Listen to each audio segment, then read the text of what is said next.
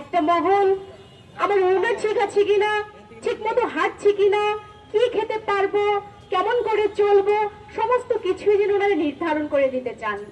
অর্থাৎ মানুষ হিসেবে গণ্য করতে চান না, মনে হয় কোনো জড়োয়া বস্তু অথবা পণ্য হিসেবে তারা দেখতে চান নারীকে। সেই দৃষ্টিভঙ্গির বিরুদ্ধে আমরা এখানে দাঁড়িয়েছি। আমরা ভীষণ আকাঙ্ক্ষা নিয়ে দাঁড়িয়েছিলাম জুলাইয়ের যে গণঅভ্যুত্থান, সেই গণঅভ্যুত্থানে লক্ষ লক্ষ নারীরা মাঠে নেমেছিল।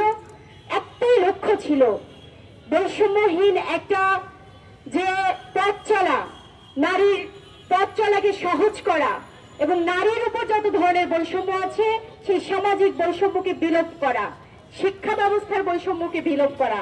এই আকাঙ্ক্ষা থেকেই কিন্তু নারীরা সেদিন পথে নেমেছিল এবং এই গণঅভ্যুত্থানকে সফল করার জন্য এই নারীদের ভূমিকাই ছিল সবচেয়ে অগ্রগণ্য ভূমিকা।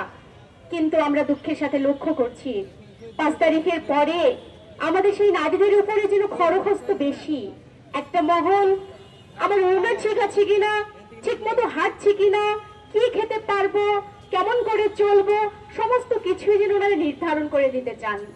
অর্থাৎ মানুষ হিসেবে গণ্য করতে চান না, মনে হয় কোনো জড়োয়া বস্তু অথবা পণ্য হিসেবে তারা দেখতে চান নারীকে। সেই দৃষ্টিভঙ্গির বিরুদ্ধে আমরা এখানে দাঁড়িয়েছি। আমরা দাঁড়িয়েছি রাষ্ট্র নামে যে দানব, বারে বারে 53 বছরে জনগণ তার বুকের রক্ত দিয়ে শাসকদের বিরুদ্ধে ন্যায্যতার জন্য দাঁড়িয়েছে, জীবন বলি দিয়েছে, আর শাসকরা সেই ন্যায্যতার দাবিকে ধূলিসাৎ করতে তারা মরিয়া হয়েছে। আমরা দেখেছি যে কিভাবে করে আমাদের এই দেশে তনুকে ক্যান্টনমেন্টের মধ্যে ধর্ষণ করে হত্যা করা হয়েছে, সেই হত্যার বিচার হয়নি। আমরা দেখেছি ধনাঢ্যের ছেলে ওই অন্ধের, তার দ্বারা মুনিয়াকে কিভাবে করে ভুক্তভোগী করে তাকে হত্যা করা হয়েছে, সেই হত্যাকাণ্ডের বিচার হয়নি।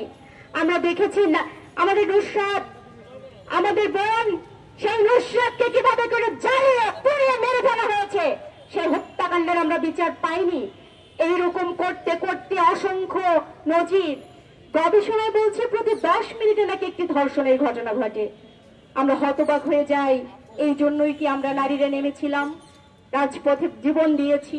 আমাদের বোনেরা কি সেদিন হল থেকে গভীর রাতে বেরিয়ে এসেছিল এই কারণে? আমরা বলতে চাই যে গণ অভ্যুত্থানের যে